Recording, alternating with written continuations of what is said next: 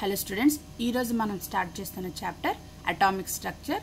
So మన topic ఈరోజు ఏంటంటే అటామిక్ స్ట్రక్చర్లో discovery of electron and discovery of proton.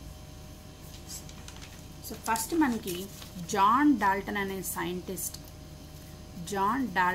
Scientist ఏం చెప్పారంటే ఆటమ్స్ ఆర్ ఇండివిజిబుల్. అంటే మనం ఫర్ ఎగ్జాంపుల్ కాంపౌండ్ తీసుకున్నాం అనుకోండి, ఒక కాంపౌండ్ తీసుకుంటే లేదా ఒక మాలిక్యూల్ తీసుకున్నాం, సింపుల్గా మాలిక్యూల్ తీసుకుంటే ఈ మాలిక్యూల్స్ అన్నీ వేటితో తయారు చేయబడతాయి?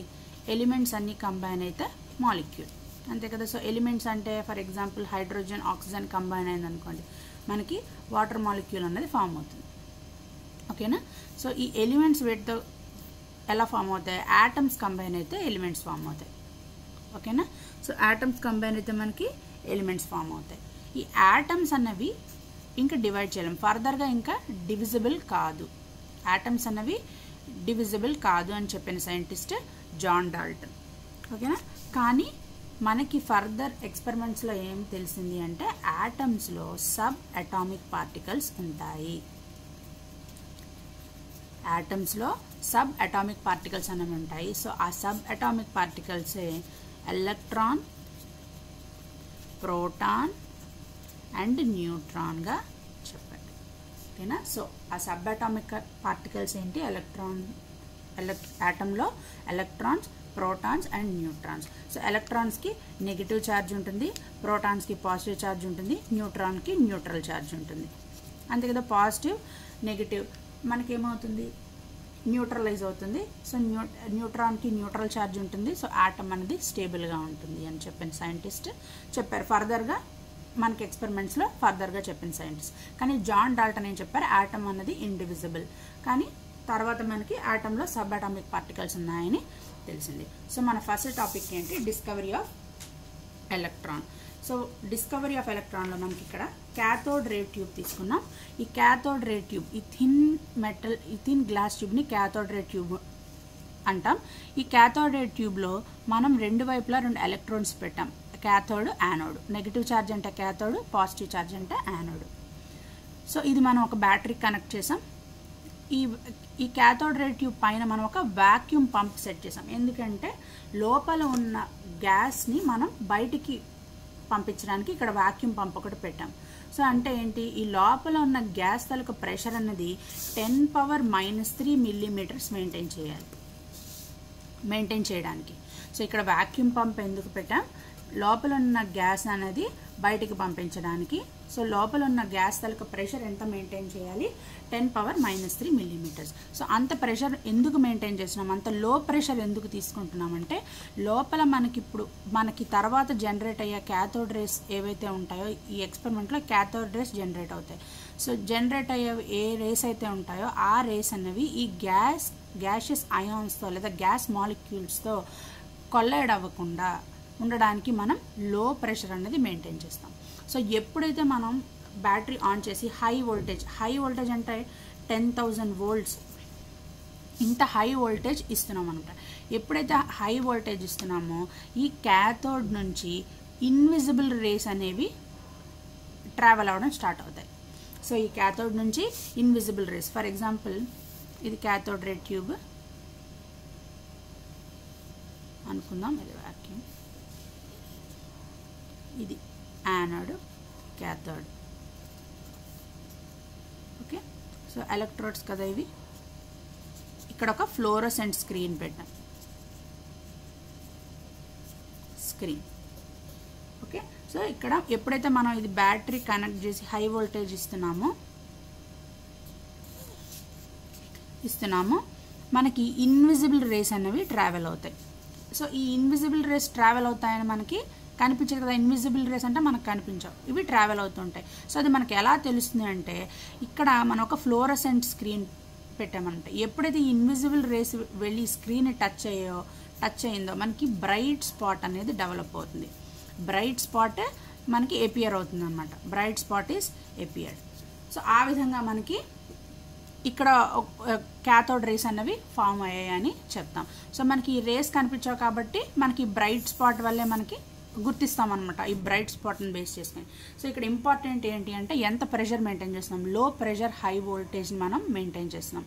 లో ప్రెషర్ని హై వోల్టేజ్ని ఎందుకు, సో ఎప్పుడైతే మనం హై వోల్టేజ్ని ఇస్తున్నామో ఈ ఎలక్ట్రోడ్ నుంచి మనకి కొన్ని పార్టికల్స్ అనేవి, రే ఆఫ్ పార్టికల్స్ అనేవి జనరేట్ అవుతుంటాయి. అవి చాలా ఫాస్ట్గా వెళ్ళి ఈ ఫ్లోరసెంట్ స్క్రీన్ని స్ట్రైక్ చేస్తాయి. ఎప్పుడైతే ఫ్లోరసెంట్ స్క్రీన్ స్ట్రైక్ చేస్తుందో మనకి బ్రైట్ స్పాట్ అనేది అపియర్ అవుతుంది.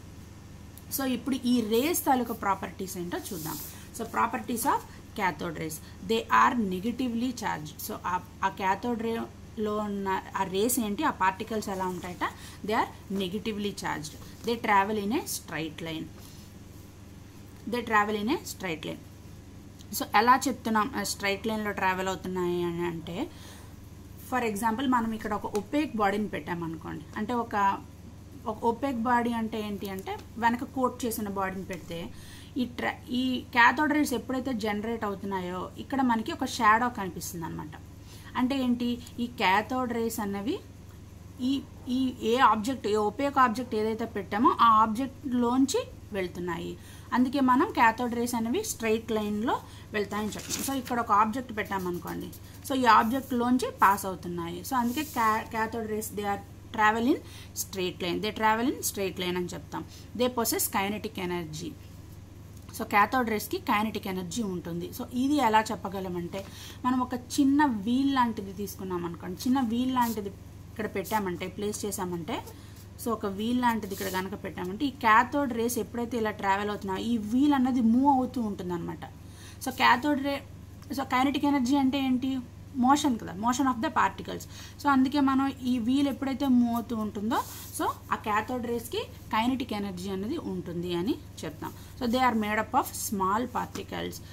The small particles are called electrons. ఈ క్యాథోడ్ రేస్లో స్మాల్ పార్టికల్స్ ఉంటాయి. ఆ స్మాల్ పార్టికల్స్ని మనం ఎలక్ట్రాన్స్ అంటాం. నెక్స్ట్ మనం ఎలక్ట్రిక్ ఫీల్డ్, మ్యాగ్నెటిక్ ఫీల్డ్ పెట్టామనుకోండి. ఈ రేస్ ఇలా ట్రావెల్ అవుతున్నప్పుడు మనం ఎలక్ట్రిక్ ఫీల్డ్ అంటే for example positive negative, electric field అంటే ఇదే కదా, పాజిటివ్ నెగిటివ్ పెట్టామంటే ఈ రేస్ అనేవి, ఈ రేస్లో ఏముంటాయి, ఎలక్ట్రాన్స్ అని చెప్పాం. దే ఆర్ నెగిటివ్లీ ఛార్జ్డ్ అని చెప్పాం. సో ఇలా వెళ్తున్న రేస్ కాస్త ఎప్పుడైతే ఎలక్ట్రిక్ ఫీల్డ్ అప్లై చేసామో ఇవి డిఫ్లెక్ట్ అవుతాయి, పాజిటివ్ ప్లేట్ వైపు డిఫ్లెక్ట్ అవుతాయి. డిఫ్లెక్షన్ అంటే సో ఈ లైన్ రే అన్నది ఇలా మూవ్ అవుతుంది అనుకోండి. డిఫ్లెక్షన్ అంటే ఆ డైరెక్షన్ మార్చడం అనమాట. So movement in the direction. So ఆ రే తాలూకా డైరెక్షన్లో మనకి బెండ్ అవ్వడం, ఆ రే బెండ్ అవ్వడం, సింపుల్గా గుర్తుపెట్టుకోవాలంటే ఆ రే బెండ్ అవ్వడాన్ని మనం డిఫ్లెక్షన్ అంటాం. సో ఈ రేస్లో ఏముంటాయి, మనకి నెగిటివ్ ఛార్జ్డ్ పార్టికల్స్ ఉంటాయి. ఎప్పుడైతే నెగిటివ్ ఛార్జ్డ్ పార్టికల్స్ ఉంటాయో అవి ఎటువైపు డిఫ్లెక్ట్ అవుతాయి, పాజిటివ్ ప్లేట్ వైపు డిఫ్లెక్ట్ అవుతాయి. ఓకేనా. సో పాజిటివ్ ప్లేట్ వైపు డిఫ్లెక్ట్ అవుతున్నాయి కాబట్టి ఈ పార్టికల్స్ నెగిటివ్లీ ఛార్జ్డ్ పార్టికల్స్ అని మనకి ఇంకా కొంచెం కన్ఫర్మ్ అయిందనమాట. Negatively charged particles. సో ఇంకా కన్ఫర్మ్ అయ్యింది మనకి ఈ పాయింట్ ద్వారా. Okay. So they are deflected towards positive plate in electric field and deflected in magnetic field. So electric field, magnetic field apply చేసినప్పుడు మనకి క్యాథోడ్ రేస్ అనేవి deflect అవుతాయి. Deflect అవ్వడం అంటే ఆల్రెడీ చెప్పాను కదా నేను, బెండ్ అవ్వడం, ఆ రే అన్నది బెండ్ అవ్వడం. Okay, so next, last but important point, on changing the gas, the electrode material and properties of cathode rays remain same. So అంటే ఏంటి, లోపల గ్యాస్, ఏ గ్యాస్ అయినా మనం పెట్టచ్చు. ఈ లోపల ఉన్న గ్యాస్ని మనం మారుస్తూ ఉన్నా, ఈ ఎలక్ట్రోడ్ మెటీరియల్ని మార్చినా కూడా మనకేంటి, the properties of cathode rays, ఏ గ్యాస్ని పెట్టినా, ఏ ఎలక్ట్రోడ్ని పెట్టినా కూడా మనకి అవన్నీ కూడా ఈ ప్రాపర్టీసే చూపిస్తాయి. అంటే ఈ ప్రాపర్టీస్లో ఎటువంటి చేంజ్ ఉండదు. అందుకే మన క్యాథోడ్ రేస్లో ఉన్న పార్టికల్స్ని ఫండమెంటల్ పార్టికల్స్ అంటాం. అంటే అన్ని ఆటమ్స్లో ఈ పార్టికల్స్ ఉంటాయి, ఎలక్ట్రాన్స్ అనేవి ఉంటాయి అన్నది మనం కంక్లూడ్ చేస్తాం. ఎందుకు, మనం లోపల గ్యాస్ మార్చినా, లోపల క్యాథోడ్ రే ట్యూబ్లో ఉన్న గ్యాస్ మార్చినా, ఎలక్ట్రోడ్ మెటీరియల్ మార్చినా కూడా మనకి ఏం జరుగుతుంది, క్యాథోడ్ రేస్ తాలూకా ప్రాపర్టీస్లో ఎటువంటి మార్పు ఉండదు. Okay. So this is about discovery of electrons. ఈ డిస్కవరీ ఆఫ్ జేజే థామ్సన్ అనమాట. సో డిస్కవరీ ఆఫ్ ఎలక్ట్రాన్ ఇది కనుక్కున్నది J J Thomson. Okay, next charge to mass ratio. So J J Thomson determined the value of charge to mass ratio is 1.758 into 10 power 11 coulomb per kg. Okay, so J.J. Thomson మనకి charge to mass ratio ని ఇచ్చారు. that is 1.758 into 10 power of 11 coulomb per kg. so where ME E అనేది charge of electron, ME mass of electron. తర్వాత మిల్లికన్ అనే scientist oil drop experiment ద్వారా మనకి charge of ఎలక్ట్రాన్స్ని కనుక్కున్నారు. So charge of electron ఎంత ఇచ్చారంటే 1.6 into 10 power -19 కూలమ్స్. సో అది present value, మనకి తర్వాత మాడిఫైడ్ వాల్యూ ఉంటుంది కదా, సో అది ఇంకా మాడిఫై చేస్తే మనకు వచ్చిన value 1.602 into 10 power -19 coulombs.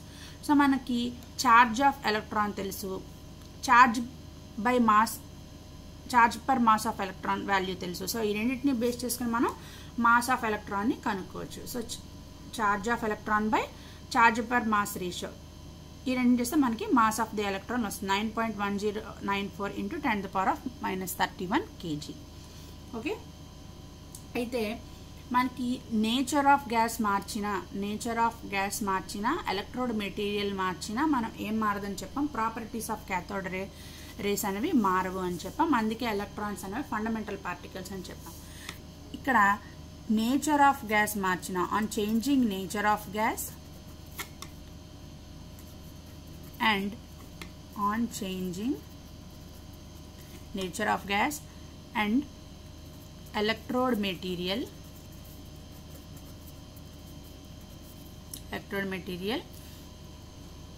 E by M ratio will also do not change. okay, so E by M ratio kuda manaki maradu. nature of gas in marchina, electrode material marchina kuda the E by M ratio do not change. So అందుకే electrons అనేవి fundamental particles అని చెప్పాం. So ఇక్కడ ఇంకొక point చూడండి,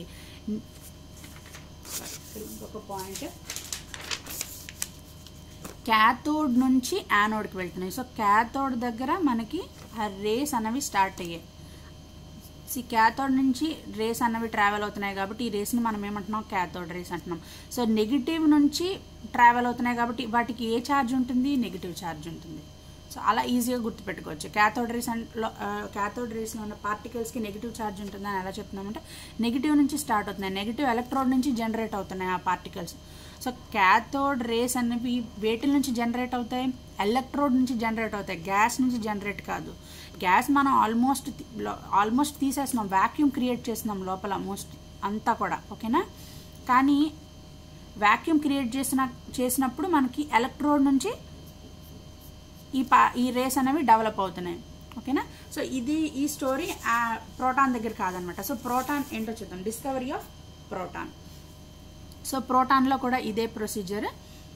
మనం ఒక cathode ray tube తీసుకున్నాం, లోపల వాక్యూమ్ పంప్ సెట్ చేసాం. అయితే లోపల ప్రెషర్ ఎంత ఉంటుంది అంటే 10⁻⁻1 mm.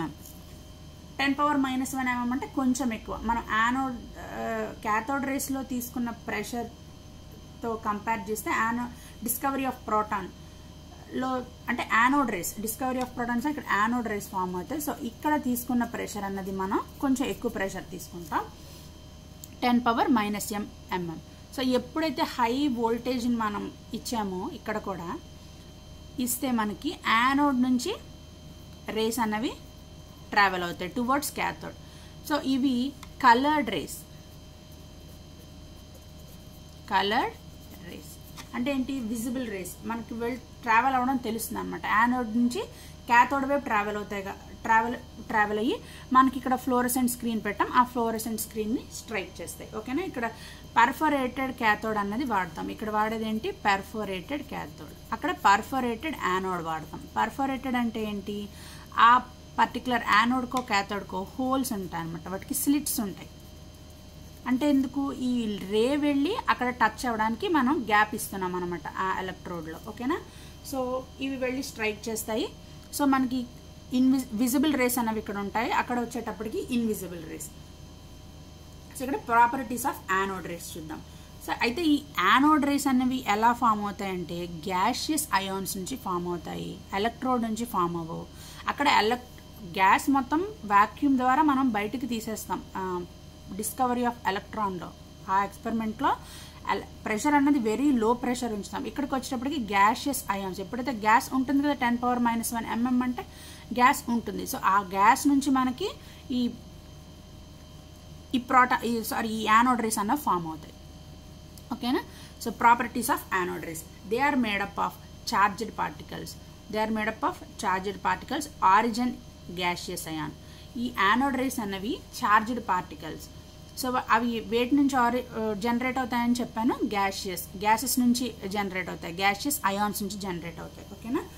So they depend upon nature of gas present in the cathode ray tube. ఎప్పుడైతే గ్యాస్ నుంచి ఫామ్ అవుతున్నాయో ఈ యానోడ్ రేస్ అన్నవి, యానోడ్ రేస్ అనేవి మనకి నేచర్ ఆఫ్ గ్యాస్ మీద అవి డిపెండ్ అయి ఉంటాయి. సో ఆ కేసులో మనకి ఎలక్ట్రాన్ కేసులో డిస్కవరీ ఆఫ్ ఎలక్ట్రాన్ లేదా ప్రాపర్టీ ఆఫ్ క్యాథోడ్ రేస్లో మనకి అది డిపెండ్ కాదు అక్కడ నేచర్ ఆఫ్ గ్యాస్ మీద. ఇక్కడ నేచర్ ఆఫ్ గ్యాస్ మీద యానోడ్ రేస్ డిపెండ్ అవుతాయి. ఎందుకు డిపెండ్ అవుతాయి అంటే గ్యాషియస్ అయాన్స్ నుంచి అవి జనరేట్ అవుతాయి కాబట్టి అవి నేచర్ ఆఫ్ గ్యాస్ మీద డిపెండ్ అవుతాయి. ఆబ్వియస్గా charge to mass ratio depend on nature of gas. Charge to mass ratio కూడా డిపెండ్ అయి ఉంటుంది నేచర్ ఆఫ్ గ్యాస్ మీద. Next proton charge 1.6 × 10⁻⁻19 coulombs. So proton కాబట్టి పాజిటివ్ ఛార్జ్ ఉంటుంది, ఎలక్ట్రాన్ అయితే నెగిటివ్ ఛార్జ్ ఉంటుంది. మాస్ ఎంత 1.625 × 10⁻⁻27 kg. So mass of proton is 1837 times of mass of electron. అంటే ప్రోటాన్ చూడండి ఎంత మాస్ ఉంటుందో ఎలక్ట్రాన్తో కంపేర్ చేస్తే. ఓకేనా. సో ఇక్కడికి వచ్చేటప్పటికి ఇంకో ఇంపార్టెంట్ పాయింట్ ఏంటంటే ఈ లోపల గ్యాస్ అన్నది హైడ్రోజన్ గ్యాస్ తీసుకున్నారు. సో లోపల గ్యాస్ అన్నది హైడ్రోజన్ గ్యాస్ తీసుకున్నప్పుడు మనకి హైడ్రోజన్లో ఏముంటుంది, హైడ్రోజన్లో ఒక ప్రోటాన్, ఒక న్యూట్రాన్, ఒక ఎలక్ట్రాన్ ఉంటుంది. సో ఒక ప్రోటాను, న్యూక్లియస్లో ఒక ప్రోటాన్ ఉంటుంది, ఎలక్ట్రాన్ ఉంటుంది. ఈ ఎలక్ట్రాన్ బయటకు వస్తుంది. ఇది యానోడ్, క్యాథోడ్. ఓకేనా. సో హైడ్రోజన్ గ్యాస్ ఎందుకు తీసుకున్నామంటే వాటి charge to mass ratio highest చేస్తే మనకి హైడ్రోజన్ గ్యాస్ అనేది చాలా లైటర్ గ్యాస్ అనమాట. అంటే మాస్ని తగ్గిస్తూ ఉన్నాం, హైడ్రోజన్కి తక్కువ మాస్ ఉంటుంది. ఓకేనా. సో అందుకే మనం హైడ్రోజన్ గ్యాస్ తీసుకున్నప్పుడు అది లైటర్ గ్యాస్, అందుకనే తీసుకున్నాం. మాస్ అనేది చాలా తక్కువగా ఉంటుంది. ఎప్పుడైతే హైడ్రోజన్ గ్యాస్ క్యాథోడ్ రే ట్యూబ్లో తీసుకున్నామో మనకి ఎలక్ట్రాన్ ఏమవుతుంది, బయటికి వచ్చేస్తుంది. యానోడ్ వైపు ఎలక్ట్రాన్ వెళ్ళిపోతూ ఉంటుంది. ఓకేనా. సో ఇక్కడ వచ్చే పాజిటివ్ రేస్ ఏవైతే ఉన్నాయో అవి ప్రోటాన్స్. ఈ పాజిటివ్ రేస్ ఏవైతే ఉన్నాయో అవి ప్రోటాన్స్. హైడ్రోజన్లోంచి ఒక ఎలక్ట్రాన్ బయటకు తీసామనుకోండి, హైడ్రోజన్లో ఏముంటుంది, ఒక ఎలక్ట్రాన్ ఉంటుంది, ఒక ప్రోటాన్ ఉంటుంది. సో ఎప్పుడైతే ఎలక్ట్రాన్ బయటకు తీసేసామో, హైడ్రోజన్లో ఎలక్ట్రాన్ బయటకు తీసేసామో మనకున్నది ఏంటి, ప్రోటాన్. So H+ proton. ఓకేనా. So the positively charged particle in hydrogen is a proton. ఓకేనా. సో ఇది discovery of proton and electron గురించి. డిస్కవరీ ఆఫ్ ప్రోటాన్ డిస్కవర్ చేసింది ఎవరు, ఈ గోల్డ్స్టీన్. అండ్ నెక్స్ట్ వచ్చేది న్యూట్రాన్ డిస్కవర్ చేసింది చాడ్విక్ అనే scientist. So this is all about discovery of proton and electron.